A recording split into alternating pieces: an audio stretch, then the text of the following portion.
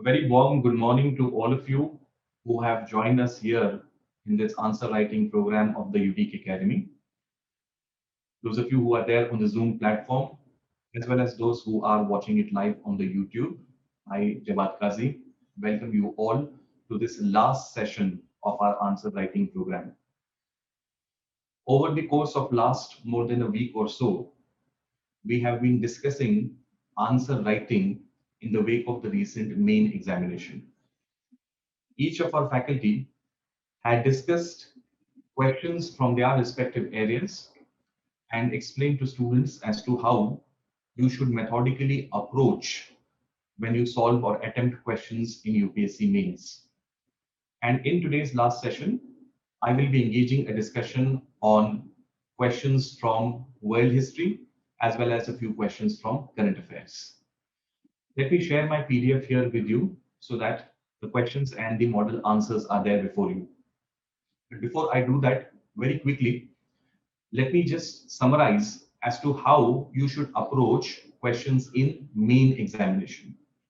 Although most of my colleagues have dealt with this topic at length, but still, for the benefit of the larger audience, very quickly, I'll summarize what sort of approach you must have when you write answers in mains.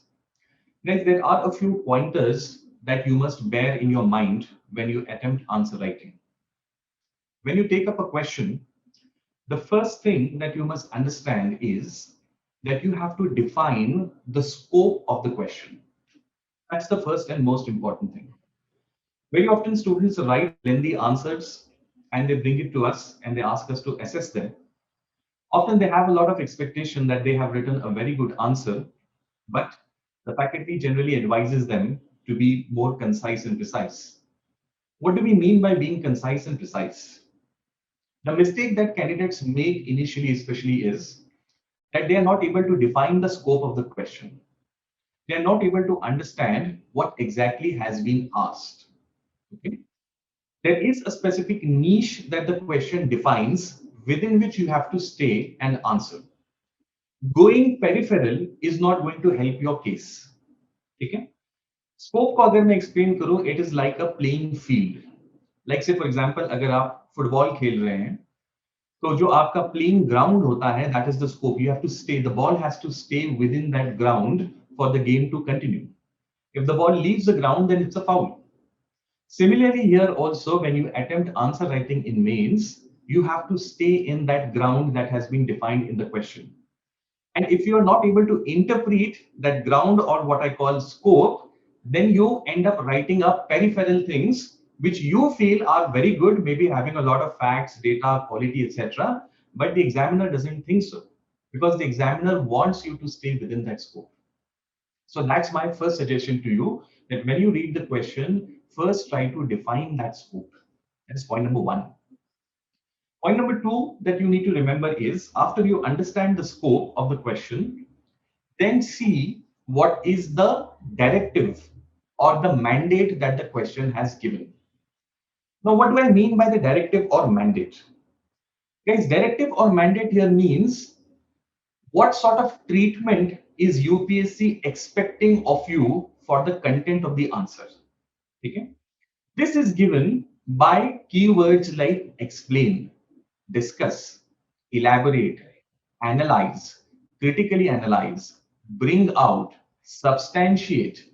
These are the words that I call mandate or directives, which tell you what kind of a treatment you are supposed to give to the content of the answer. Okay, so scope defines your boundaries within which you're supposed to write, and while writing it, what sort of a treatment you give to the content is defined or is given by that mandate word or directive word, like critically discuss, analyze, elaborate, substantiate, bring out, so on and so forth. Now, each of these directive has a specific nuance. You need to understand what that particular word means. So when you approach a discuss question, the treatment will be very different from a question that asks you to analyze. A question that is asking you to comment will require your opinion to come towards the end. So each of these directive words has a very, very specific meaning and that will define the treatment of the content that you are putting on the paper. So unless you understand the scope and you understand the directive, it is fruitless to go ahead. So ensure first that you have understood these two things very, very thoroughly. After that comes the third step. Okay. Third step is introducing your answer. Now you need to write very pithy, concise, and to the point introductions to your answers. These would be maybe just one or two sentences, but they set the tone for your answer. See to it that you hit the ground running right away. Especially over the recent years, since the pattern of exam has changed, you really don't have the liberty to take things too much behind. You need to start or hit the nail on the head right from the first sentence. Okay? So your introduction has to be absolutely relevant to the specificity that is asked in the question. Right from the word go, you need to start your answer in the introduction itself. You can take up certain keywords in the question, and from there onwards, you can write the introduction and then move on to your content. Okay? So I told you scope, then I told you directive or mandate of the question, then I told you very pinpoint and precise introduction. After that comes your main content. Now your content needs to be relevant and structured. Whatever points you are putting across in the answer must be relevant to what has been asked. One. And secondly, they need to be structured in a logical manner. Okay. See, all said and done, guys, this exam is trying to see how you basically think. Whether you have the approach of an administrator, whether you can think in a structured manner like the administrator, like an administrator is expected to. Okay. If your points are all around the place, it shows a very, very messy kind of mind. But if writing your content, if your points are arranged in a very logical manner, logical in the sense that they flow in certain sequence, that sequence might be related to time, it might be related to space, it might be related to the importance of those points. You can use any of these themes to arrange your points in a structured manner. But when we or the examiner sees that the points have been laid out in a structured manner, it tells volumes about your personality, the way you think towards problems, the way you approach problems. Okay? So relevance and structure are very, very important in your content. Next aspect that you need to remember in your answer writing is your representation. How you represent your content. It is important to know, but also it is very important to show. Okay? Or rather, I would say it is as much important to show as it is important to know. Okay? See, if you are able to represent your content in a more attractive manner, the examiner is also a human being. He is naturally bound to give you more marks for the effort that you take in representing your content. Now, how can you improve that? You can use flowcharts. You can use maybe a few diagrams, maps, using boxes for highlighting important points, underlining of keywords. All of these things add a lot of value to your answer. They make it visibly very appealing. Remember, guys, this is a competitive exam. Your paper is going to be stuffed in a heap of papers before the examiner. And if you can stand out, or rather, I would say it is your duty to make your paper stand out, both in terms of content and in terms of representation. And if you can do that, take it from me, the examiner will duly reward you, for sure. Take a little bit of extra effort to make representation, good representation, your second nature. It doesn't happen in the exam hall, guys. It never works that way. If you're doing it here now, only then you will be able to reproduce maybe 50% of it in the exam hall. The pressure, the time crunch, they don't let you bring these things on paper. You've got to practice it beforehand. So that's my fifth point for you, which is a representation. And lastly comes conclusion. Conclusion is the extra marks fetcher, guys, in your answer. The examiner will very consciously and carefully read the way you conclude your answer. Your conclusion must reverberate in the minds of the reader or the examiner. And if it does, then certainly you are going to fetch half a mark or 1 mark more than the competition. Might seem small, but add that up over 20 answers in one paper, comes to about 20 odd marks, if 1 mark assuming, and then across all your papers, and it gives you a big leverage. Ensure that you write good quality conclusions. Make it a practice. You can maybe even collect certain themes, quotes, ideas which you can use to conclude. Again, this is not going to happen in the exam hall. It doesn't happen by accident. You have to take efforts for that beforehand. Okay? Now, how should you conclude? Next, when you conclude an answer, try to highlight the importance and urgency. Okay? Two things, importance and urgency of that what has been asked. Sometimes it will have importance and urgency both. Sometimes it might have either.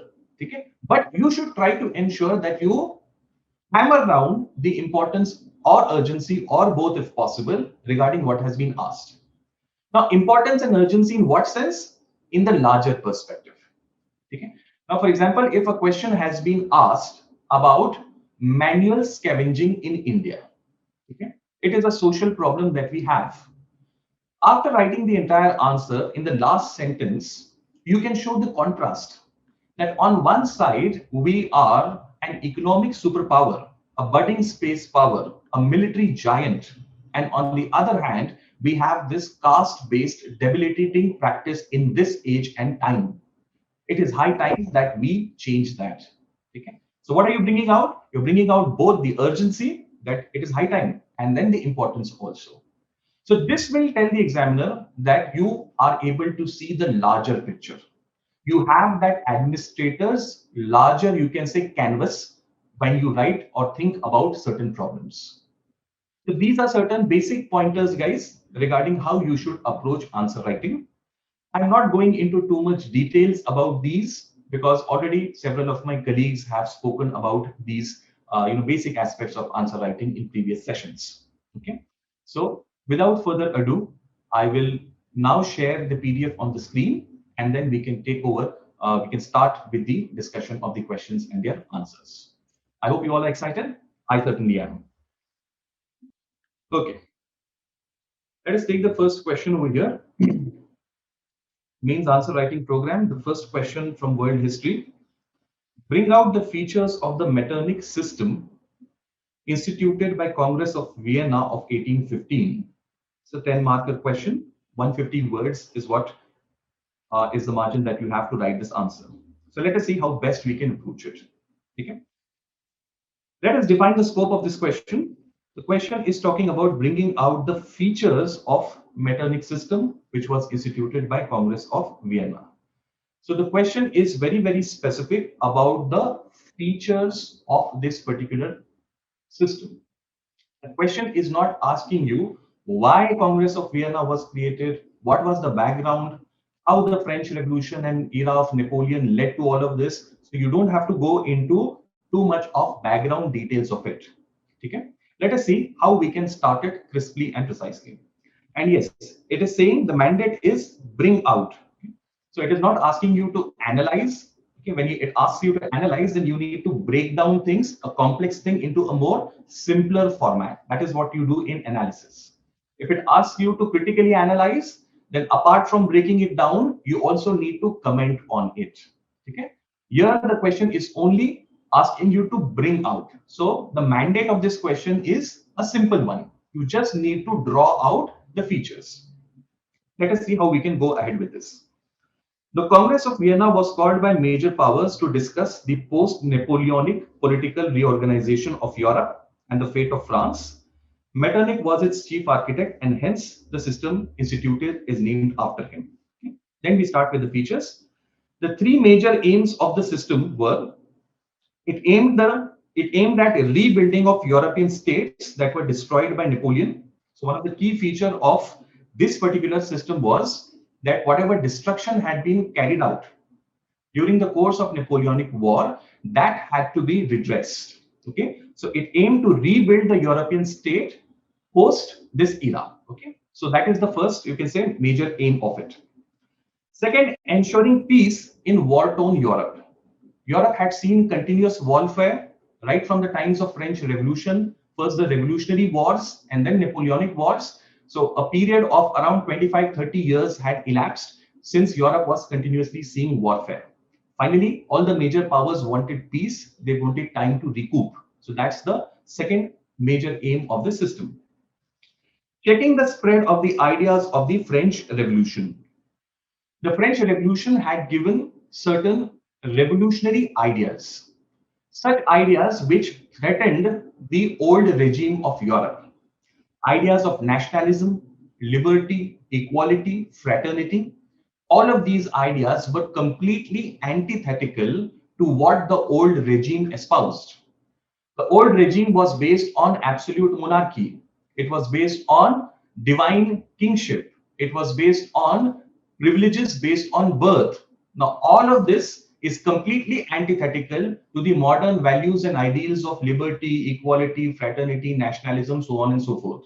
So, this system aimed to control these spread of these new ideas. Okay? It worked with three principles, based on three principles. Number one, ensuring balance of power to prevent any one nation acting against the interest of another. Now, diplomacy during those times was based on the concept of balance of power. Okay?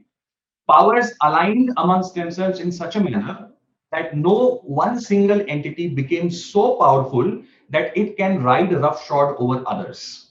Okay? So that's why diplomacy during those days was based on balance of power, whereby the nations aligned amongst themselves in such a manner that no one single country became powerful enough to dominate others.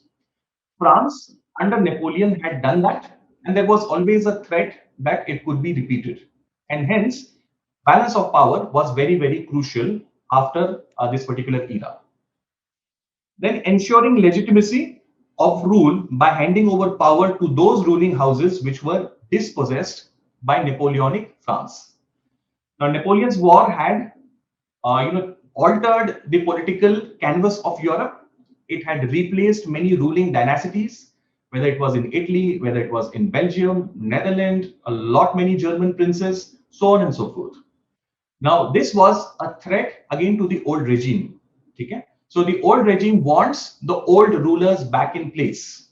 So that's why they want to bring back the old ruling houses. So the Bourbons were brought back in France, okay? And many other such smaller princes were restituted. That's the second principle. Third is reward and retribution. Winners had to be rewarded, and the vanquished, the French, had to be punished for what they had done. Of course, it was Napoleon who was doing it, but ultimately the entire nation had to pay the price for it. Okay? So these were the principles on which this system was standing. But these principles were conveniently sidelined whenever the interest of big powers mattered. So Austria, which was a big power, it went on to establish its stranglehold over many of the adjoining territories. Whether it was Italy or several German states, it was Austria that was dominating over there. Okay? Germany was not allowed to unite as a single nation. All of this shows that these principles and these aims were compromised when it came to interest of the big powers. It imposed harsh punishment on France. France was made to pay, and it was made to pay very, very heavily. Whatever Napoleon had taken away from other countries was again snatched back from France. Huge war indemnity was imposed upon France, and till that indemnity was not paid, an army of occupation was maintained in France. So, very harsh treatment given to France. This system served the old regime for several decades, but ultimately it was challenged by the spread of ideas of the French Revolution. So, what are we doing over here? In history, we are trying to connect it in the conclusion with the future. So, although this system tried its best to stop the spread of these new ideas and keep the old system intact, but as Victor Hugo says, you cannot stop an idea whose time has come. So the time of these ideas, the ideas of the French Revolution had come, and this system could not stop it anymore. And consequently, these ideas went on to spread, and the Vienna system ultimately collapsed. It collapses with the unification of Italy and Germany. Okay? So in this manner, guys, staying within the scope of the question, we can precisely hit the points that are expected. Okay? So this is our first question. Let us see the next question. Napoleon's continental system or the economic blockade of Britain was destined to fail. Discuss. Okay. Now here the question is saying, or question is giving us a statement. What is the statement? Napoleon's continental system, that is the economic blockade of Britain, was by its nature destined to fail. That it was inevitable that this system was going to fail, and then the mandate given is discuss. Now, when the question gives us this mandate of discuss, then we know that the statement that has been given is true. If the statement is not false, we need to discuss over the statement of how it actually worked out in the practical realm. Okay, how this was actually right is what we need to discuss over here. If the statement had, you can say, two different dimensions to it, if there was a debate involved, then the question would have been to analyze it or critically analyze it. Here it says discuss, so it's a key to us that this particular statement is a truism and we need to justify it. Let us see how we can deal with this question. Napoleon's dream of subjugating Europe, this is how we can introduce it. Subjugating Europe necessitated defeating Britain. Without defeating Britain, no continental power could say that it had dominated or subjugated entire Europe. Britain, because of its geographical location, its slight isolation, was always a challenge for continental powers to subdue. The island nation's powerful navy was a major impediment towards this. Britain always had a very, very strong navy. In fact, guys, Britain had a rule, unwritten one, of course, that its navy should be as powerful as navies of all European powers combined together. So even if all of the European powers sent their navy to attack Britain, Britain should be able to hold the fort by itself. Okay, since it was an island nation, Britain had to have that sort of a navy. And consequently, Napoleon's dream of subjugating Britain was going to be met by this resistance by British Navy. He knew that his navy was not a match, nowhere even near the British Navy. It was like जैसे हम corporate sector में कहते हैं ना, core competence. Every company strives for some core competence कि कोई एक ऐसा sector हो जहां पर में हमारा competitor हमारे करीब भी ना आ सके. तो ब्रिटेन का हमेशा से core competence था उनकी naval strength. Hence, Napoleon wisely decided that instead of taking Britain head on, he could cripple Britain's trade. Britain's real strength was its mercantilism. Remember, we are in the phase of industrial revolution. Industrial revolution is ascending in Britain, and Britain heavily depends on its trade.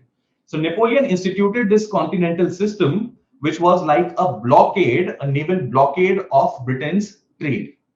Britain should not be able to trade with continental Europe. France's allies and neutral countries of Europe were therefore prohibited by Napoleon from trading with Britain. Okay? But this system, as the question statement says, was destined to fail for some very obvious reasons. Number one, because of industrial revolution, Britain's products were in great demand in Europe, including in France. Industrial revolution had suddenly made Britain an economic powerhouse. It had some very fantastic products at very cheap rates, which it had to offer to Europe. And Europe lapped onto these products.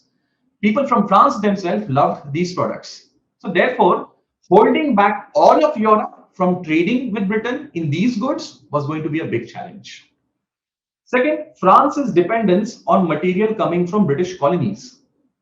France needed raw material coming from British colonies. It needed cotton, it needed sugar, it needed rum, it needed all of these things coming from several British colonies in the Caribbean, in Americas. Now, if Britain is to be blockaded, naturally, Trade with France is also going to stop, and consequently, even French will suffer because of it. Third, the sheer length of Europe's coastline. Now, even if you imagine and try to do a logical thinking, these simple points will come calling to you. Okay? What can be the potential problem in Napoleon's implementation of this system? Can you imagine that one single navy enforcing this blockade across the coast of Europe, and that too fighting against the British Navy? Is that going to be practically possible? Certainly not. So the sheer length of Europe's coastline made it a very daunting task to prevent this trade. और वैसे ही हुआ. Britain continued to trade with the Baltic states, and that is when the continental system finally fails. British Navy was too strong for the French Navy to enforce this ban, which we discussed. This also required the goodwill of all European powers. Austria had to be on board. Russia had to be convinced for this. Prussia had to also agree to this. Now, these were all, traditionally speaking, enemies, foes of France. And these people agreeing to this kind of idea under Napoleon was, rather far-fetched. Then the resolute character of the British society. Okay? The British always had a very doggedness sort of a character. Okay? They did not give up in case of foreign aggression, as we saw during the attack of Hitler during Second World War. Here also, when Napoleon tried to subdue and bring Britain to its knees, the British character, that doggedness, got the better of it. Okay.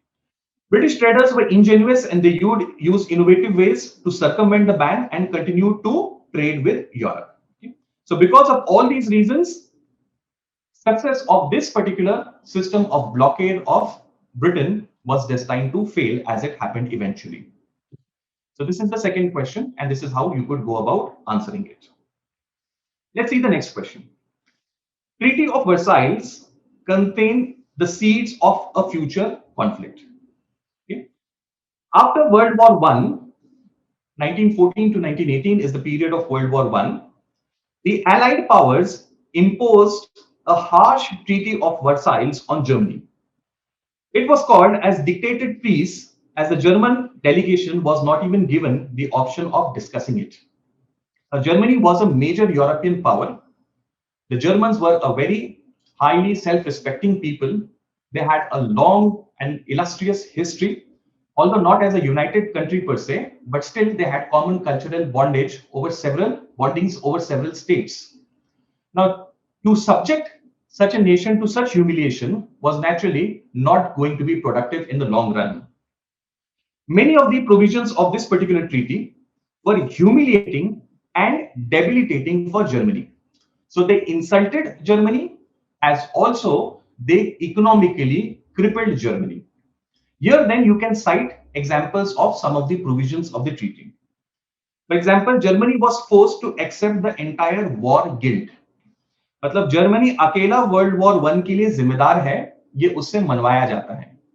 Now this was completely unfair and not true. Other powers were also responsible. If not as responsible, they were certainly in great measure responsible for World War I. Germany, but was singled out in this treaty. It was made to pay a huge war indemnity. Some 6,500 million pounds worth of indemnity was imposed on Germany at the end of the war. So the war burden, the economic losses, and on top of that, the indemnity, नुकसान भरपाई जिसको हम हिंदी में कहते हैं, वो Germany के ऊपर में लगाई जाती हैं. The provinces of Alsace and Lorraine were also surrendered to France. Now, these were provinces that were taken by Germany from France when Germany had united. These were rich provinces, and also there was a lot of prestige and emotional attachment to these provinces. They being snatched away was economically a loss, at the same time like rubbing the salt in the wound of the Germans. Mineral rich and highly industrialized Saar Valley was to be occupied and governed by UK and France under the League of Nations. So this Saar Valley, which had iron and coal, remember industrial revolution needs these resources very much. Further, there was an industrial belt in this Saar Valley, and this particular region was also taken away, and it was administered under the aegis of League of Nations. So economically a big loss again. Many of its territories, colonies, and privileges were also surrendered because of this treaty. Germany's military strength was reduced. If you remember, we have discussed in the classes, 1 lakh से ज्यादा Germany की फौज नहीं हो सकती है. उसकी सारी सबमरीन्स, यू बोट्स जो कहलाती थी, वो उससे छीन ली जाती हैं. Most of its armament is also taken away from it. So it was like, if I may use the word from Marathi, ज्याला आपण खच्चीकरण म्हणतो, ठीक आहे, completely making impotent. That is what was being attempted with Germans over here, and the Germans, naturally a proud nation, were not going to forget this. All of these terms crippled Germany's economy and also discredited its new government. After the war, the Kaiser had run away. He had taken refuge in England, and a new government had come in its place. Germany was transitioning towards democracy. For the first time, such a government, a republic government, had come into place. And that government, which is just trying to find its feet, was made to accept this kind of a treaty. Naturally, this government will be discredited in the eyes of its own people. Okay? And the shrewd mind of Hitler used this to his fullest advantage, and he ultimately precipitated the Second World War. Okay. So in this manner, guys, you can, in a flowing way, take the answer from the background right up to how it leads to the Second World War. So I hope you got this question. चलिए next question देखते हैं. World War I, in several ways, was unlike any previous war of human history. Critically examine this. Now, warfare, this is a 15 marker, so 250 words. You have slightly more liberty while writing this answer. You have cushion of a little more number of words. You can use that to your fullest advantage. Warfare has been an integral part of human history. History has recorded several wars that have been long drawn, like example 30 Years' War, as well as destructive ones like the Mongol invasions. But World War I was unlike any previous war on scale, ferocity, and wide-ranging impact, as well as the way it was fought.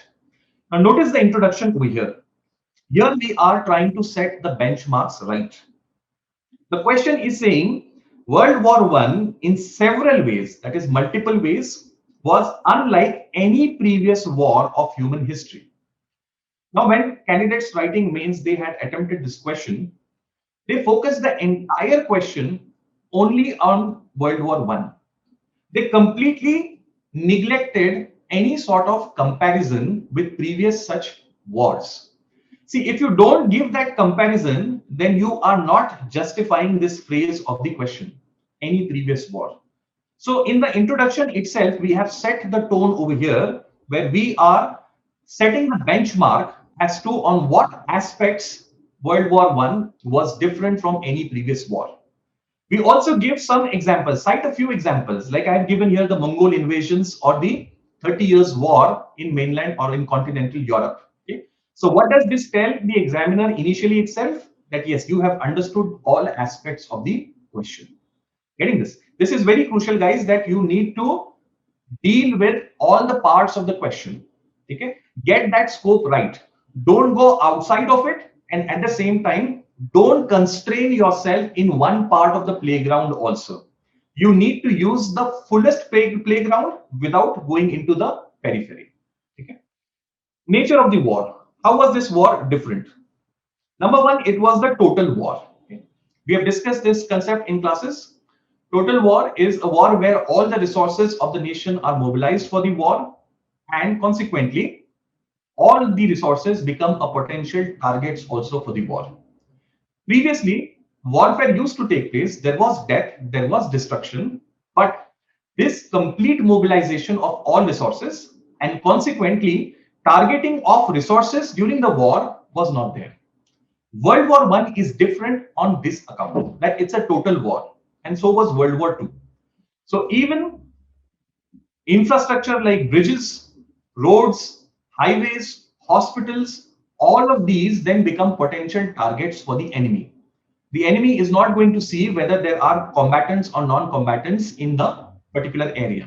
The enemy is going to target every resource. Political impact of this war. See, this war swept away several hereditary dynasties. पहले जब wars होते थे तो may be एक dynasty चली जाती थी, दूसरी आ जाती थी, लेकिन इस वॉर ने डायनेसिटीज को बिल्कुल खत्म कर दिया, और वो भी बहुत बड़ी और पुरानी डायनेसिटीज. देखिए ऑटोमन्स चले गए तुर्की में से, ठीक है, Turkey became a secular republic after that. Austria के अंदर में से आपका हैब्सबर्ग घराना खत्म हो जाता है, रशिया के अंदर में रोमनोव घराना खत्म हो जाता है, जर्मनी के रूलर्स जो है वो चले जाते हैं, Germany becomes a democracy after that. So four major dynasties of Europe, they are swept away. Never before this sort of a thing had happened. Principle of self-determination was accepted and many new nations emerged. Self-determination. पहले क्या होता था दोस्तों? Empires हुआ करते थे and empires used to incorporate a lot of different type of nations within their empire. ठीक है? Like for example, the Polish people were part of the Russian Empire, and so were the Finns, the people of Finland. ठीक है? Now, World War I accepted the idea of self-determination. Self-determination means what? The people will decide their political fate, their future. Okay? Consequently, many new nations emerged out of this and they got their nation states. So Poland was rejuvenated, okay? Finland similarly, and many other such countries were created. This again is a different point in World War, in case of World War I. It gave new ideas, it gave ideas of nationalism and communism. Okay, although these ideas were there, but making them a very, very potent force is what World War I does. You see, in Arab world, the Arab world was ruled by the Ottomans. But during the course of World War I, the idea of Arab nationalism begins to infect all of these Arab territories. And after that, we see emergence of several Arab nations. Old diplomacy, based on balance of power, finally comes to an end, and in its place, a multilateral institution like League of Nations emerges. Okay? The experiment of League of Nations, where all the sovereign nations who believed in the charter of the League could participate. So this was a novel experiment that was done. Never before had this kind of an institution been created after a war. So politically, these are the different, you can say, points that differentiate World War I. Economically speaking, there were huge economic losses. The expenditure is estimated around 1,000 million rupees based on your, this fact is given in NCRT. Loss of men, 8 million people died, 20 million were wounded, war debts mounted. National socialism emerged. What is national socialism?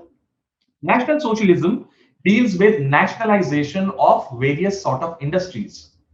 After World War I or during World War I also, we see that states took over certain industries. They nationalized them.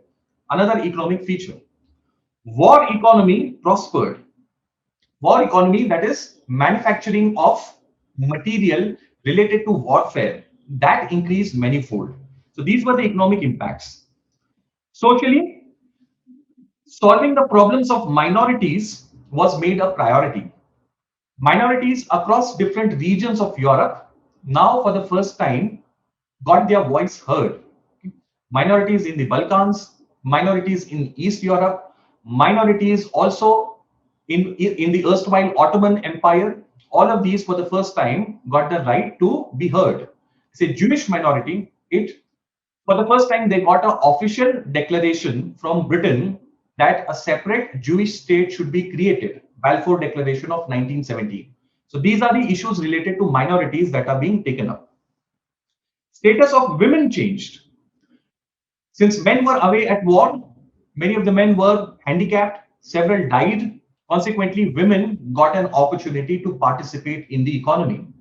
This increased their confidence, it gave them economic empowerment, and it led to feminist movements asking for their due share in the society. Rights such as voting rights were conferred consequently because of these movements. So that's a huge social impact or change that we see. Scientifically also we see that a lot of progress was made because of the war or in due course of the war. New types of weapons, even medicines, new types of tools and implements were designed because of the war. So in all of these senses, World War I was a war unlike any previous war.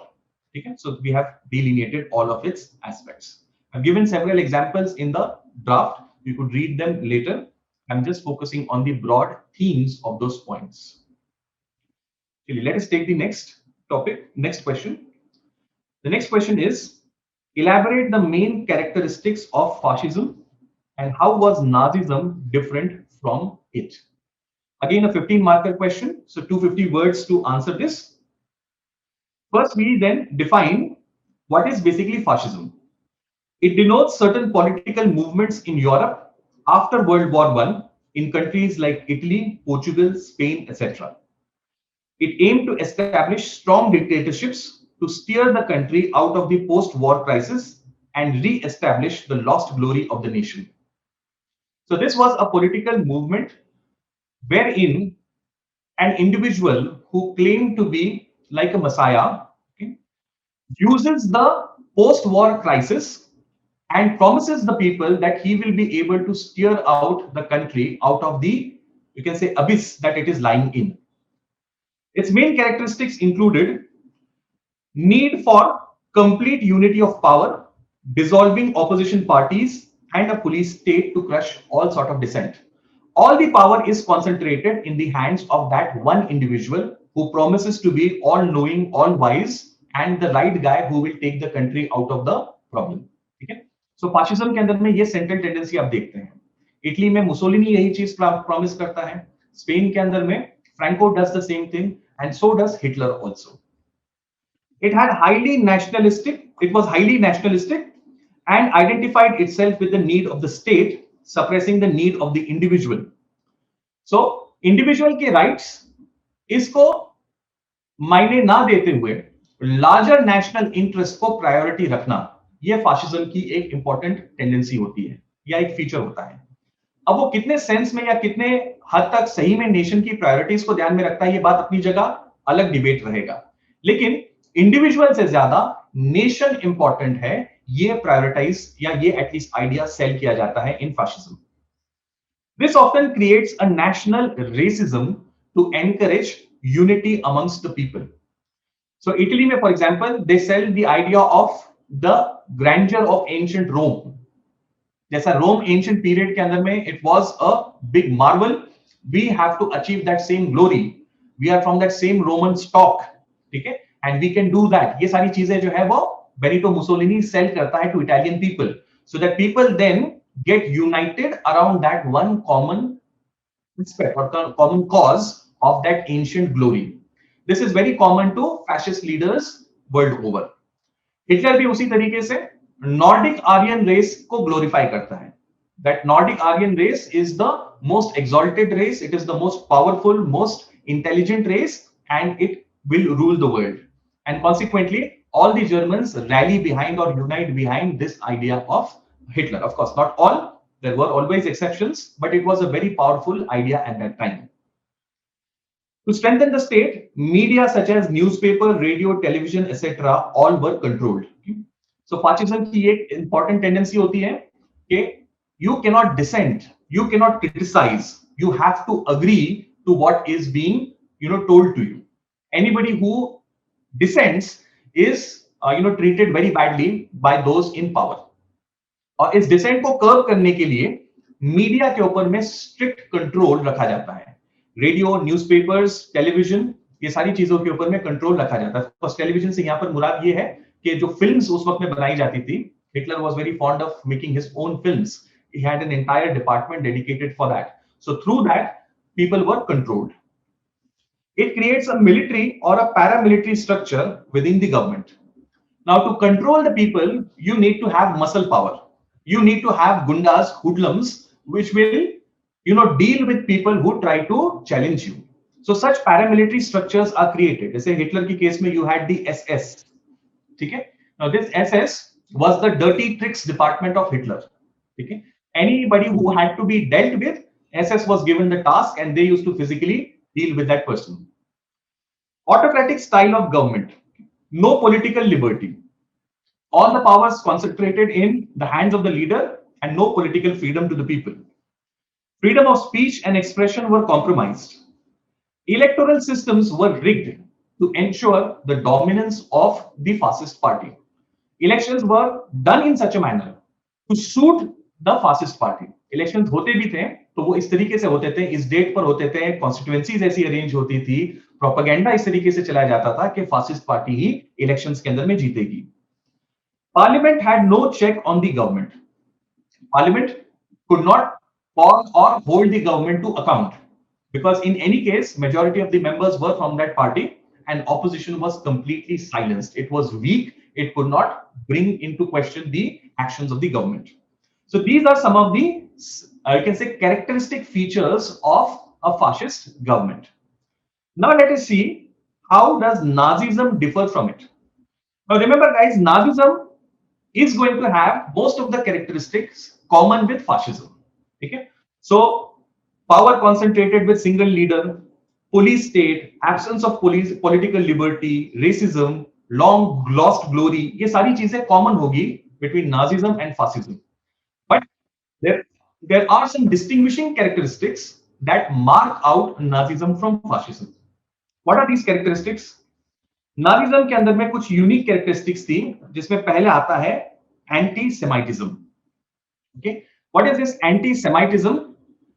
This is basically the hatred that Hitler had for the Jewish people. Okay, the Jews come from the Semitic race. Okay, Semitics are the races who are spread across the Middle East, West Asia, and all of these places. Okay, Jews belong to that race. And Hitler had a hatred for the Jewish people, और इसलिए ये anti सेमाइटिज्म ये एक characteristic कहलाता है. Hitler made them the national enemy number 1 when he was rising to power. He blamed them for all the problems of Germany. That it was because of these people that Germany lost in World War I. It was because of them that Germany was economically crippled, so on and so forth. Okay? This is not common to fascism. Fascists are not anti-Semitic. Second, racial hierarchy. Okay? Hitler believes that the Nordic Aryan race amongst all human races is at the pinnacle. Okay? So this is a racial gradation of human beings where the Nordic Aryans are at the topmost pinnacle. The other fascists, they don't have this kind of a concept. Then social Darwinism. What do we mean by social Darwinism over here? Darwinism means survival of the fittest. Okay? Only the strongest survive. Hitler believes that the Aryans, Nordic Aryans, are the strongest race and therefore they are fit to rule the world. They are the fittest and therefore they should rule. Eugenics. Eugenics means producing perfect babies. Hitler was obsessed with his race so much that he wanted to proliferate the number of people of his race. So he had experiments of producing the perfect Nordic Aryan babies by getting these boys, young boys and girls, to marry and mate together so that the race would prosper. So this was eugenics. This word eugenics comes from a root word EU, which means good, and gen means to produce. इसे बना है eugenics. So these are certain aspects which are different about Nazism. Further, unlike fascism, Nazism is not gender biased. In Nazi party, relative to other fascists, we see that the women had much better scope and opportunities. So gender biasness आपको यहाँ पर में कम दिखता है. Nazis believed in party above the state, whereas in case of fascists, it was state above the party. Okay? Nazi party was most important for them, whereas for the fascists, it was the state. Okay? So इसीलिए fascism को statism भी कहा जाता है. ठीक है? For them, state was topmost priority. Institutions both have common features, several unique attributes. Thus, although both have common features, several unique attributes distinguish Nazism from fascism. So we discussed those features that are common, and then we saw some unique features of Nazism which differentiate it from fascism. So in this manner, you can distinguish between these two ideologies. Now let us come to the next question, which is, the UN was established to provide a more effective successor to the League of Nations in peacefully resolving international conflicts. So a statement is given to you, a premise is given to you. How is the UN better than its predecessor? United Nations, उसके पहले की institution League से कैसे बेहतर है, ये आपको बताना है, ठीक है? Based on the experience of League of Nations, UN was created at the end of World War II. It marks advancements over the League in following ways. We can then define how UN is better placed to deal with the challenges that League of Nations could not handle during its time. For example, Charter of United Nations is much more elaborate as compared to the League of Nations. League of Nations had a very narrow charter, whereas in case of United Nations, the charter has a much wider scope, and consequently, many more activities are taken up under the aegis of United Nations. Then focus of League was only prevention of conflict, whereas UN has a much wider agenda. UN is into many other aspects also. UN has specialized agencies dealing with specific aspects like food. We have science, technology, culture, health, all of these things being taken care of. But in case of League, ऐसा हमको नहीं दिखता. The membership of USA in UNO provides it with legitimacy and resources. USA contributes 25% of UN's budget, guys. League of Nations may USA did not join. Although the idea was proposed by US President Wilson, but later on, USA did not join League of Nations. But in case of United Nations, USA is the moving force behind it. And consequently, UN has much more resources as well as legitimacy, since USA is invested in United Nations organization. The decisions of UN are taken on the basis of majority, unlike in case of League, which was based on consensus. Okay? Decisions that had to be taken in League were done on the basis of consensus, which means all the member states had to agree on that issue. Now, naturally, that was very difficult to get. Whereas in case of United Nations, in General Assembly, we have a system of majority-based voting. Most of the issues are decided on the basis of simple majority, but some exceptions are there for more complex majorities also.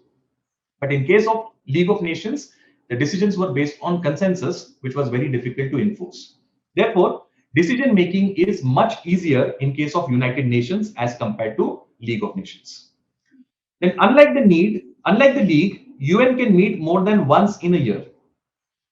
Although the meetings of UN take place every year in September, once in a year, but if there is an urgent issue, the meetings can be called more than once in a year also. And this flexibility was not there in case of League of Nations.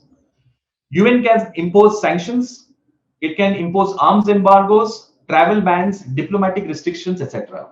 All of these tools United Nations can enforce to ensure its goals are met, whether it be conflict resolution, ensuring peace, or any other aspect. League of Nations did not have these kind of tools at its disposal. UN also has more enforcement powers. UN can use military interventions. UN can loan soldiers from its member countries and send peacekeeping forces. India, for instance, is the largest contributor of peacekeeping forces across the world for United Nations missions. Now, all of these things naturally make United Nations much more competent as compared to the League of Nations. Okay? So with these points, we can deal with the demand of the question. Now let us see the next question. At the end of Second World War, Europe was politically fractured and economically crippled. Discuss. The question is asking us to discuss how Europe was politically fractured, that is divided, and economically crippled at the end of the Second World War. Just excuse me for a second.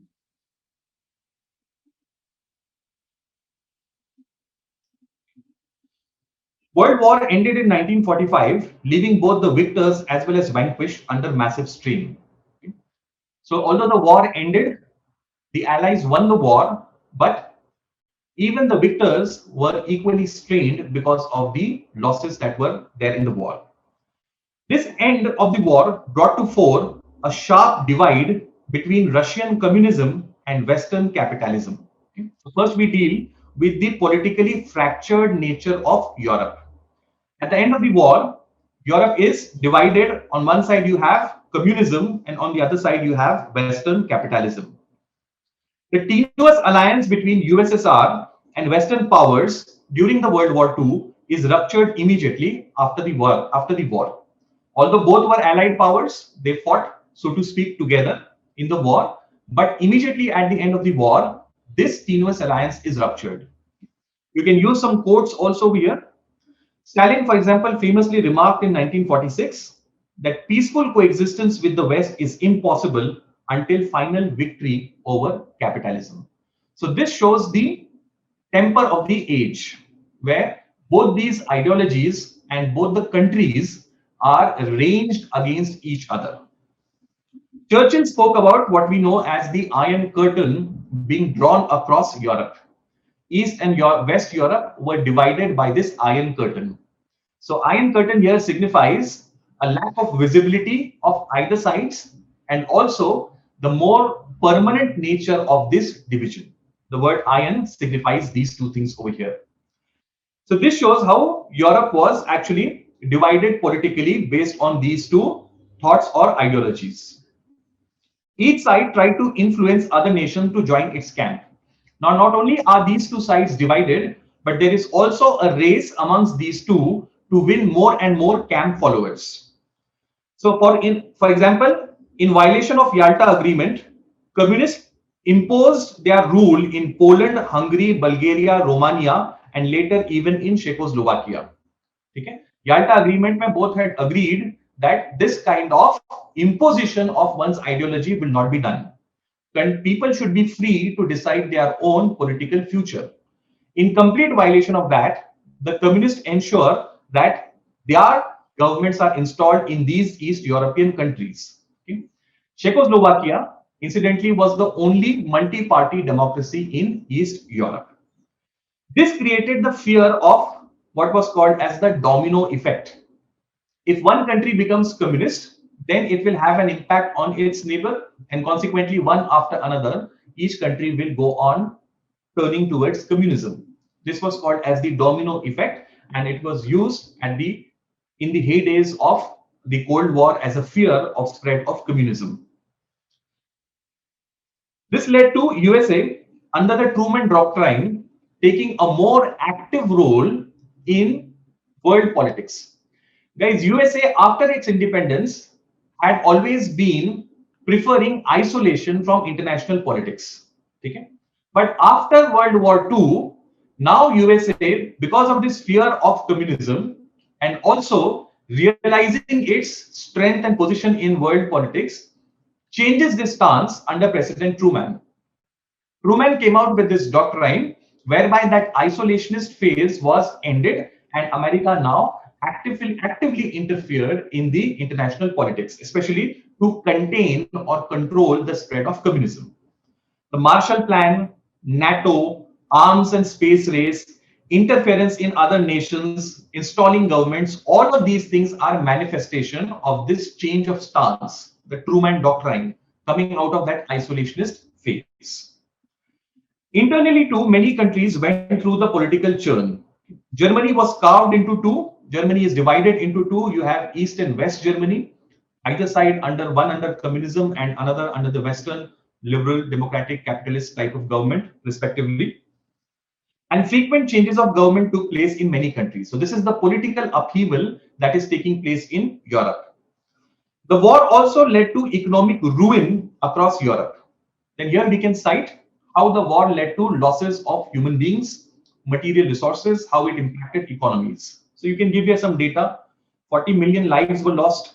Cities, industry, and infrastructure was ruined. People were uprooted from their homes. Unemployment, price rise, all of these economic aspects occur because of this. Okay. So in this manner, you can elaborate and explain of how Europe was politically divided and economically crippled at the end of the Second World War. Okay. चलिए आगे बढ़ते हैं. What do you understand by the term Arab nationalism, and what role did Colonel Nasser of Egypt play in strengthening this idea of Arab nationalism is the next question. The political term represents a nationalist ideology that asserts that Arabs are a nation. What's a nation, guys? A nation is a group of people who have some common unifying factor. This idea of nationalism was, you can say, pitched in continental Europe by the French Revolution. And throughout the 19th century, this idea of nationalism then reverberates across several nations of Europe. The Italians got united because of this. So did the Germans. The Balkan states fought for their independence because of this factor. Poles got their own separate or rejuvenated their country because of it. so did the Finns. तो पूरा 19th century और first half of 20th century ये इस idea of nationalism से reverberate करते हैं, ठीक है? ये idea of nationalism सिर्फ यूरोप तक फिर लिमिटेड नहीं रहता, ये फिल्टर आउट होकर के दूसरे रीजन्स में भी जाता है, and the Arabs were one such people who were infected by this idea of nationalism. So what does this say? It says that the Arabs, because they have that common unifying or bonding factor of language, a very ancient language, a rich language, and because of the language, many common cultural aspects also. So all the Arabs are basically one nation is the idea of Arab nationalism. Okay? These Arabs were under the rule of the Ottomans, who are Turkish people. They are not Arabs. Their language, their culture is different. And they are quite distant also from the several Arab countries. So Arabs then start to get animated by this idea of nationalism. And first they fight against the Turks. And then after World War I, they come into conflict with other European powers also. Okay? This idea glorifies the Arab civilization, their culture, language, and customs. The idea emerged around World War I, especially after the Balfour Declaration of 1917. What was this Balfour Declaration? 1917 में Foreign Minister of UK Balfour declared the goal of creating a separate Jewish homeland in Palestine. Okay, so this entire area of Palestine was occupied by the Arabs. Jews were there, but they were in a very small minority. There was a movement called as Zionism for creation of a separate homeland for the Jewish people.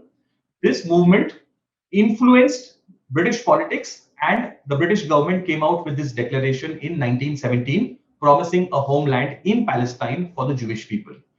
This gave a fillip to the idea of Arab nationalism. The Arab pride was hurt that their land was being taken and given to some other community. Okay? This gave a fillip to Arab nationalism. Later, because of the disappointing outcomes of World War I, especially because of the mandates of Syria, Palestine, and Iraq. Remember, after World War I, these areas are divided into mandates and given to Britain and France, respectively. This disappointed the Arab people and further gave a fillip to Arab and Arab nationalist movements. From 1920 onwards, the Arab nationalist movements grew from strength to strength, and after World War I, Colonel Nasser of Egypt becomes its flag bearer. In 1952, Colonel Nasser does a coup and comes to power, and later on declared himself as the president of Egypt. Okay? He followed an aggressive policy towards Britain and other Western powers. He refused to sign new treaty with Britain regarding stationing of troops at Suez Canal. The Suez Canal was a very important logistical link that the British and French had built in Egypt. It connected the Mediterranean Sea with the Red Sea. This was strategically, logistically, militarily, in all the senses, a very, very important piece of infrastructure. But it was in Egypt. Colonel Nasser did not want British troops to be stationed on his soil, so he refused to sign a treaty for stationing those troops in Britain. Later on, he even went on to nationalize the Suez Canal, and consequently that led to the Suez Crisis. Now, I'm not going into the technicalities because you can refer to my lectures as well as you might have read about these things earlier. But because of this crisis and subsequent political victory of Colonel Nasser, his prestige increased tremendously and the idea of Arab nationalism gained traction or currency. Arab nationalism ये idea फिर बाकी और पूरे Arab world के अंदर में काफी ज्यादा important बन जाता है.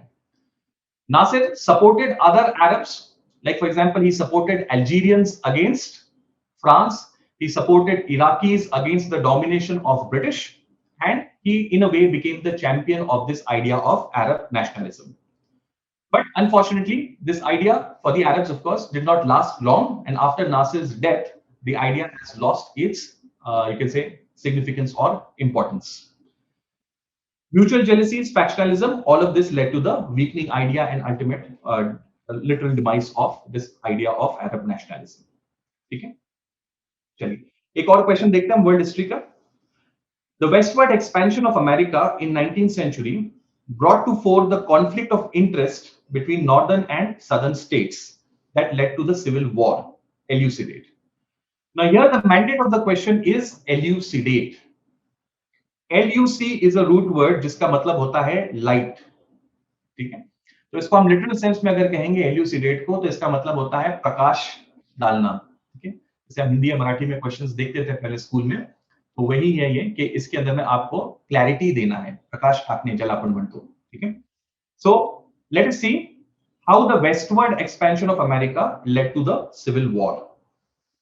Westward expansion, the dominant theme of American national life in 19th century was that of westward expansion. America, after independence, as I had mentioned earlier, was in an isolationist phase. It did not want to participate in international politics, and it stayed isolated in its own, you can say, cocoon. It had a huge territory on the west, waiting to be colonized, virgin soil, lot of resources, and their entire focus in the 19th century appears to be on expanding towards the west. The state actively encouraged this expansion. As Americans moved westwards, they were given loans, they were helped in transport so that the western territories could be occupied. As these territories were occupied, it led to a division amongst the American states. This division, what is called as sectionalism, was incongruence of natures of economy of northern and southern states. America के northern और southern states, इनकी economies different थी और इसकी वजह से इनके interest incongruent थे या आपस में मैच नहीं करते थे. Northern states were modern, industrial and manufacturing in nature, and therefore there priorities were different. They wanted protection and cheap labor for industry, protection of their industry and cheap labor to work there. Therefore, northern states hated the practice of slavery. इसके comparison में southern states were agriculturists. They were into plantation agriculture and wanted cheap manufactured goods, and they used slavery in their plantation agriculture. Okay? So completely different kind of economies, and consequently priorities is what we see in these states, and that leads to sectionalism, okay? Conflict of interest between these.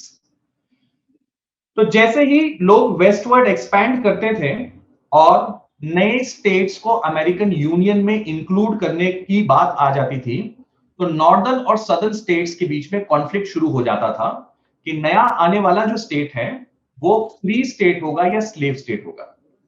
Northern states, since they hated slavery, they wanted the new state to be a free state, whereas the southern states wanted it to be a slave state. Now, at stake was the political domination of America's Congress, the political representative body of those people. Now, whichever state has more representatives in the Congress naturally will have an edge in national policy making. So both these group of states, the northern states and southern states, they used to continuously come into conflict whenever a new state was to be admitted in the union. In many cases like Missouri, Texas, California, when these states were being admitted, it led to a lot of debate and acrimony between these states. All of this intense rivalry, intense acrimony reaches its peak when Lincoln is elected as president. Lincoln ये अवार्डली slavery को oppose करते थे. उनका पूरा political campaign slavery के खिलाफ में था.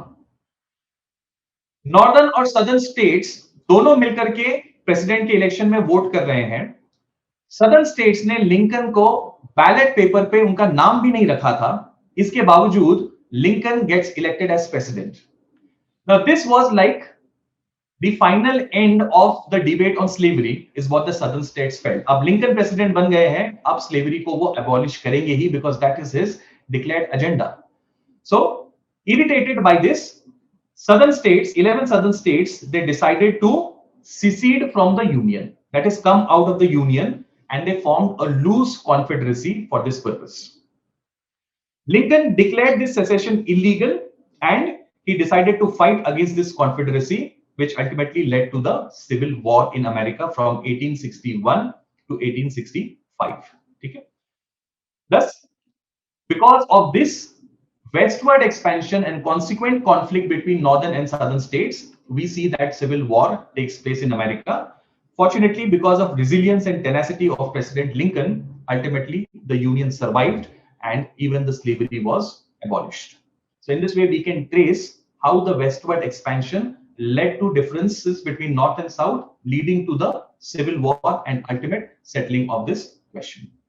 So I hope, guys, this quickly enabled you to understand how you can attempt this question. Now, guys, let us take a few questions based on current affairs also. Recently, the RCEP Mega Trade Pact has been signed by member countries. What are India's key concerns for not entering it? And what could be the downside of not joining this pact? This is the question. We can start with basically defining very crisply what RCP is. It's a mega trade pact between ASEAN members and its dialogue partners, India excluded. The rest all are part of it. It basically aims to lower tariffs, open up trade in services, and promote investment. India had been party to RCP negotiations right from its initial beginnings, but ultimately dropped out last year, 2019, where we dropped out of these negotiations. Why did we drop out? It was because of certain concerns that we had. Now, what were our concerns? First concern is custom duties. RCP demanded that lower custom duties must be charged on several products and greater market access must be given. Now here, guys, RCP के अंदर में China is also a part of it. Okay? Now this would have meant a free trade agreement with China, and China is known for its dumping and other such trade practices. Okay? So India was naturally cautious about entering into such an agreement. We have already several times taken China to WTO dispute settlement mechanism over this issue. With an FTA, naturally this practice would be on a much bigger scale. Second issue was workers' mobility.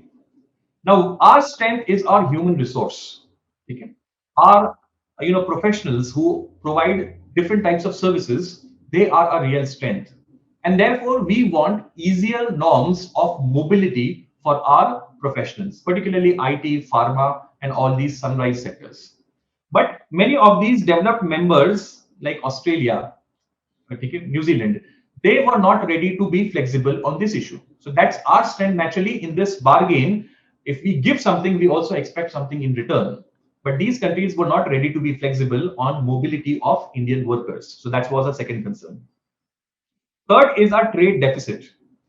We already have a $105 billion trade deficit with these RCP member countries. Around 60 billion के आसपास तो हमारा सिर्फ China के साथ में ही है. ठीक है? तो अगर ये फ्री ट्रेड एग्रीमेंट साइन हो जाता है तो उस केस में ये डेफिसिट और ज्यादा एम्पलीफाई हो सकता है, is what was our concern. Next issue is farmers' concerns. Australia and New Zealand are, world leading, you can say, players in the dairy industry. Now they have a very, very organized dairy industry. Their products routed via RCEP mechanism would be very cheap in Indian markets, and consequently, Indian products will take a big beating, especially because Indian domestic producers are not organized and they don't have those efficiencies which modern corporations of Australia and New Zealand give. India also has FTAs with most of these members individually. और वैसे भी India में recent times में debate चल ही रहा है कि क्या एफटीएस हमारे लिए बेनिफिशियल रहे हैं. हमने देखा है कि कभी-कभी गवर्नमेंट ने, इंक्लूडिंग हमारे एक्सटर्नल अफेयर्स मिनिस्टर ने भी इसको हिंट किया है that FTS have not benefited India. अगर आप सम टोटल देख लेते हैं तो India has not benefited out of FTS. It is actually controversial, but economic survey जो लास्ट ईयर का है वो क्वाइट द ऑपोजिट कहता है that on the whole, India has benefited from the FTAs, but the government has a different stand. Anyways, then the China factor. Okay, the China factor you all know very well, so I'm not going to that. Especially post LAC standoff, we are all the more sensitive about dealing with China, even in terms of economic relations. We want to reduce the dependency on China in many areas, in fact. अब इसके बाद में potential downside. अब इसके negative aspects क्या हो सकते हैं अगर हमने ज्वाइन नहीं किया है तो उसके क्या इंपैक्ट हो सकते हैं। सबसे पहला, डब्ल्यूटीओ का रेलेवेंस इस दौर में कम होता चला जा रहा है। हमने देखा है कैसे दोहा राउंड ऑफ टॉक्स आगे नहीं बढ़े हैं। Dispute settlement mechanism has been in a limbo. ठीक है, America specially under Trump has been very critical of this institution. तो ऐसी सिचुएशन में जहां पर में मल्टीलैटरलिज्म फेल हो रहा है या एटलीस्ट इफेक्टिव नहीं रहा है, वी नीड प्लूरीलैटरलिज्म। ठीक है, multilateralism is where all the stakeholders are on the board, all the trading countries are on the board, WTO. If that is not functioning, at least let us have our people with whom we deal in terms of trade, they coming together and signing these kind of mega pacts. That is plurilateralism. Okay? So we are missing out on that. And not being a member of RCEP will deny India entry into global supply chains. आज जो भी production होता है दोस्तों, manufacturing होती है, वो global supply chains में होती है, वैल्यू चेन्स में होती है। Things are integrated. आईफोन की डिजाइन कहीं और बनती है, उसके चिप्स कहीं और बनते हैं, उसकी असेंबलिंग कहीं और होती है, और ये सारा एक वेल ऑयल्ड मशीनरी की तरह काम करता है। अगर आप उस मशीनरी का पार्ट नहीं हो तो उस केस के अंदर में उस ट्रेड में सक्सेसफुल होना बड़ा मुश्किल हो जाता है। So we need to get integrated into global supply chains, and these supply chains are going to be routed through such mega pacts. It can even affect investments coming into India. और भारत में investment करना है और may be से ASEAN के किसी member country में investment करना है, दोनों जगह पर में we have the same things. You have human resource, you have skilled cheap English speaking human resource, you have natural resources, but India is not part of RCEP. If I invest in maybe say one of the ASEAN countries, I will get the advantage of global supply chain. So investments can also get affected. It will affect the imported cost of imported goods. RCP के member होते हैं तो हमारे consumers को goods सस्ते मिलते हैं, क्योंकि उस ग्रुपिंग के अंदर में things will move smoothly and prices will come down, custom duties will be lower, that will benefit the consumers also. ठीक है, and consumer just does not mean the end consumer. बीच में बहुत सारे बिजनेसेस भी रॉ मटेरियल्स, मशीन्स वगैरह import करते हैं, उनको चीजें सस्ती मिलेगी तो भारत के प्रोडक्ट्स भी और ज्यादा कॉम्पिटिटिव बन सकते हैं। तो ये सारी चीजें जो है वो हमारे लिए नुकसान क्रिएट कर सकती हैं। इस कंटेक्स्ट के अंदर में फिर हम एक बैलेंस्ड कंक्लूजन यहां पर में रख सकते हैं। कैसे लिख सकते हैं इसको? India will have to balance its need to protect the local industry and agriculture on one side and at the same time make its economy competitive. ठीक है, अब हम अलूफ रहकर नहीं अपना आगे ट्रेड डेवलप कर सकते हैं। हमने गोल रखा है ना 2.5% ऑफ वर्ल्ड ट्रेड का शेयर हमको अचीव करना है। ये 2020 का हमारा टारगेट था, अब इसको हमने एक्सटेंड कर दिया है। 2.5% भी हमारे पास में शेयर वर्ल्ड ट्रेड का नहीं है। अगर ये अचीव करना है तो फिर हमारी डोमेस्टिक इकोनॉमी को कॉम्पिटिटिव इनफ बनाना पड़ेगा ताकि वो इंटरनेशनल ऐसे पैक्ट्स के अंदर में वो कम्पीट कर सके। कि भारत मेंबर बन भी जाए तो हमारी लोकल इकोनॉमी में इतनी स्ट्रेंथ हो कि वो कम्पीट कर सके फॉरेन इकोनॉमीज के साथ में। So that's very crucial. चलिए अगला question. Right to Information Act has completed 15 years recently. Bring out the challenges faced in its implementation and suggest some measures for improving its efficacy. Okay. So I'll not go into again introduction and all of those things. Let us see the key points since we have overshot the time also. What are the issues? सबसे पहला administrative issues. RTI के अंदर में it is no doubt a very big reform. It is a milestone in making government functionaries more accountable and responsible. But yet there are some of these bottlenecks which hold back its efficacy. उसमें सबसे पहला issue है administrative. सबसे पहले no punishment for government officials who do not discharge their duty. अब RTI में आप जानते हैं कि डेडलाइंस रखी गई हैं, 30 डे की डेडलाइन है जिसमें आपको इन्फॉर्मेशन सबमिट करना है। अगर इन्फॉर्मेशन आपको नहीं मिलती है फ्रॉम द गवर्नमेंट ऑफिशियल तो फिर आप अपील में जा सकते हैं। Again the higher level commissioner will ask the concern department to provide the information. If that is not provided then in that case हमने बहुत सारे penal provisions भी रखेंगे। लेकिन अक्सर ये देखा जाता है कि ये provisions या ये penalties जो है वो invoke नहीं की जाती और इसकी वजह से हम देखते हैं कि RTI इफेक्टिव नहीं होता। बाय द वे हमारी जो अक्टूबर मंथ की नोट है उसके अंदर में हमने इस इशू को डिटेल में कवर किया था। पैनोप्टिक के लेक्चर्स में ऑनलाइन मैंने डिटेल में इसका डिस्कशन किया था और इंसिडेंटली इस साल मेंस के अंदर में इसके ऊपर में सवाल भी पूछा गया है। ठीक है, तो रेगुलरली अगर आप आर्टिकल्स के डिस्कशंस फॉलो करेंगे तो आपने देखा होगा कि मेंस के अंदर में बहुत सारे सवालों के लिए आपको कंटेंट इन आर्टिकल से बड़ी आसानी से मिल जाता है. Just that you need to be diligent in doing the exercise regularly. This naturally destroys the basic framework of incentive disincentive. Government officials must have some incentive to work and disincentive if they don't. ये RTI में built in mechanism है, लेकिन इसको implement नहीं किया जाता. ये पहला इशू. फिर रिकॉर्ड कीपिंग. हमारे पास में सेंट्रलाइज्ड डेटाबेसेस नहीं है ऑफ आरटीआई एप्लीकेशंस. सभी स्टेट लेवल के ऊपर में डिसएग्रीगेटेड हैं. तो साइलोस के अंदर में हम काम करते हैं. डेटा भी जो है वो सेंट्रल सर्वर्स के ऊपर में नहीं होता जहां से इजीली उसको रिट्रीव किया जा सके, और इसकी वजह से इंफॉर्मेशन जो है वो इफेक्टिवली नहीं मिलती. Then independence of the information commissioners. RTI act में अमेंडमेंट हो जाने के बाद से इंफॉर्मेशन कमिश्नर्स की जो पहले इंडिपेंडेंस थी उसको कॉम्प्रोमाइज कर दिया गया है. इसके ऊपर में भी हमने डिटेल डिस्कशन किया है आरटीआई अमेंडमेंट एक्ट के ऊपर में कि किस तरीके से उनकी पे और बाकी के जो पोजीशन और अलाउंसेस हैं इनको जो है वो पहले इट वाज इक्विवेलेंट, उसका जो ये था, it could not be disadvantage after their appointment. These things have been changed. Even their roles and responsibilities have been curtailed. तो इसकी वजह से क्या हुआ? Independence of the information commissioners has been you can say circumscribed, and consequently they cannot discharge their duties effectively. Issues faced on the demand side. पहला, लो public awareness. RTI जैसा potent tool अक्सर लोगों को पता नहीं होता, और इसकी वजह से डिमांड्स जो है वो इंफॉर्मेशन की ये कम हो जाती हैं. So this is a major, you can say, challenge. According to a recent survey, this is from one of the articles that we had discussed, only 15% people are aware of this tool of RTI. Then inconvenient submission channels of RTI application. Okay.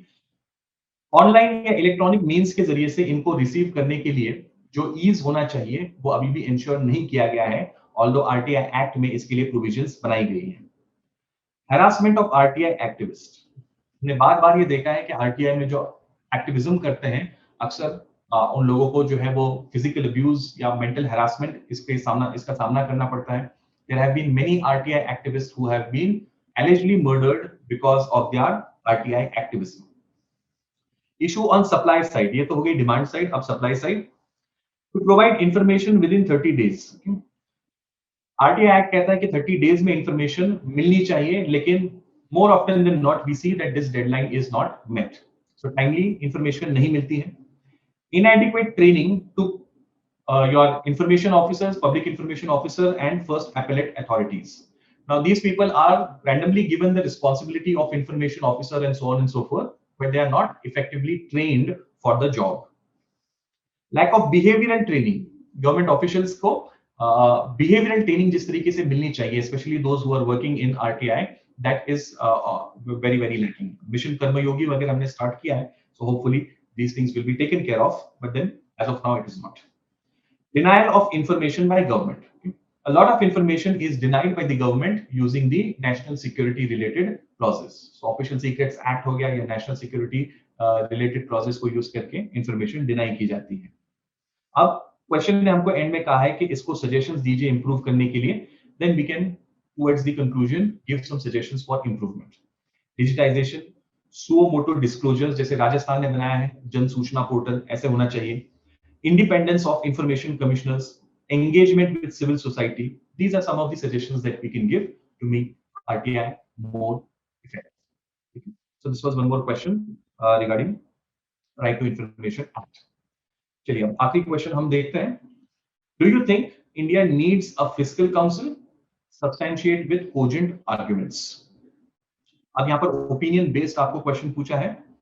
Firstly, Fiscal Council is a publicly funded entity staffed by non-elected professionals mandated to provide non-partisan oversight of fiscal performance and or advise and give guidance on key aspects of fiscal policy.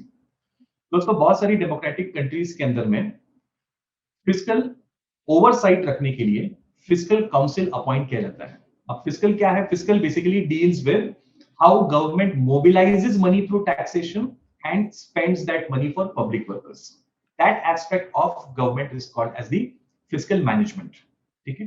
अब ये fiscal management effective हो रहा है या नहीं, इस पर oversight रखने के लिए बहुत सारे कंट्रीज के अंदर में फिस्कल काउंसिल क्रिएट किया गया है, ठीक है. So that is what we have touched upon in the introduction. Now we can then take a stand that why India needs a fiscal council. अगर आप फिलहाल में भारत का फिस्कल स्टेटस देखते हैं, so we had a fiscal deficit of 4.6% in the last financial year. This was 0.8% higher than even the revised estimate. Okay, पहले budgetary estimate आते हैं, फिर उसको हम revise करते हैं. तो revised estimate से भी और ऊपर हमारा fiscal deficit था. ठीक है, fiscal deficit क्या है? It is basically the deficit in your income and your expenditure. So we are spending more. Now we are not supposed to do that as per our FRBM Act. We are supposed to curtail our fiscal expenditure, fiscal deficit. Current year, this is estimated to be 7% of the GDP. इस financial year में 7% तक हमारा fiscal deficit shoot होने वाला है, ठीक है. इसके साथ साथ में debt, कर्जा जो है गवर्नमेंट का, ये भी बहुत ज्यादा बढ़ रहा है. It is up to 85% of the GDP, जबकि हमारी NK Singh committee, NK Singh is the chairman of the 15 Finance Commission also. NK Singh committee ने 60% से ज्यादा ये ना हो, ये रेकमेंड किया है. तो ये देखिए, ये सारे डेटा और पॉइंट्स हमारे आर्टिकल्स डिस्कशन के अंदर में हमने इसको सामने रखा है पैनोप्टिक सीरीज में. ये डेटा, एग्जांपल्स, ये आपके आंसर राइटिंग में शार्पनेस लाते हैं, ठीक है. Just saying that India's fiscal deficit is increasing, उसकी जगह पर मैं अगर आप स्पेसिफिक कोट कर सकते हैं कि 4.6% is where our fiscal deficit stands, then it really adds a lot of weight to what you are saying. So key data points you need to collect and remember. With rising fiscal deficit and worsening debt, the demand for an independent fiscal council has been justifiably rising. So justifiably जब हम कह रहे हैं तो हम हमारा opinion जो है वो वहां पर दे रहे हैं कि yes, we do need this particular agency or this particular body. Also various committees have recommended it. NK Singh committee ने suggest किया है, DK श्रीवास्तव कमेटी ने सजेस्ट किया है, फाइनेंस कमीशन ने 2 दफा जो है रिपोर्ट्स के अंदर में इसको रेकमेंड किया है. तो naturally when all of these institutions are suggesting it, certainly, and the problem is also big, we definitely can go for a fiscal council. अब इससे क्या फायदा होगा, क्या बेनिफिट होगा फिस्कल काउंसिल का? इससे आएंगी ट्रांसपेरेंसी और अकाउंटेबिलिटी. फाइनेंस मिनिस्ट्री की फंक्शनिंग के अंदर में कि किस तरीके से वो एस्टिमेट्स बनाते हैं, किस तरीके से मनी मोबिलाइज करते हैं और कैसे उसको स्पेंड करते हैं, इन चीजों के ऊपर में इफेक्टिव अकाउंटेबिलिटी एस्टैब्लिश होगी. अभी जो हमारे मैकेनिज्म्स हैं वो सारे पोस्ट फैक्टो हैं, ठीक है. पोस्ट फैक्टो मतलब क्या? सारा खर्चा हो जाएगा, बाद में कैग ऑडिट करेगा या फिर पार्लियामेंट्री कमिटीज कुछ स्क्रूटिनाइज करेगी, तो फिर उसके अंदर में कुछ अगर गड़बड़ होगी तो बाद में पता चलेगा. बट बाय दैट टाइम वो इशू जो है वो बहुत देर हो चुकी होती है, ठीक है. सो इससे बेहतर है कि हमारे पास में कोई प्रोएक्टिव, प्रोफेशनल, इंडिपेंडेंट एजेंसी हो जो इन चीजों के ऊपर में नजर रखे, और फिस्कल काउंसिल ये काम कर सकती है. Second, this will discourage populism. अक्सर सरकारें इलेक्शंस जीतने के लिए, जनता को खुश करने के लिए ऐसे मेजर्स अनाउंस करती हैं जो कि शॉर्ट टर्म में भले से अट्रैक्टिव लगे लेकिन लॉन्ग टर्म में नुकसानदेह होते हैं, ठीक है. तो ऐसे मेजर्स के खिलाफ में जब एक इंडिपेंडेंट फिस्कल काउंसिल आर्ग्यू करेगा कि नहीं ये जो है मेजर गलत है, तो फिर सरकारों के ऊपर में भी ये कंपल्शन रहेगा कि वो ऐसे पॉपुलिस्टिक डिसीजंस ना लें. तीसरा, पब्लिक अवेयरनेस. फिस्कल काउंसिल अपने रिपोर्ट्स के जरिए से, अपने रिकमेंडेशंस के जरिए से, सजेशंस के जरिए से पब्लिक की awareness about prudential fiscal management इसको इंप्रूव कर सकती है या इसको इंक्रीज कर सकती है. So that will be another great benefit. We are a country which is fiscal literacy हमारे देश के अंदर में बिल्कुल नेग्लिजिबल, ठीक है. People generally are not aware about how government is mobilising money, how it is using that money. Now fiscal council through its you can say reports and other you can say publications can increase that. Rule based policies, ठीक है. The council will work as a conscience keeper in monitoring rule based policies. तो जहां कहीं भी सरकार की तरफ से रूल्स का वायलेशन होगा, वहां पर फिस्कल काउंसिल उसको फ्लैग कर सकती है और इंश्योर कर सकती है कि रूल बेस्ड ही हमारा सारा कार्यक्रम चले. More accurate forecast.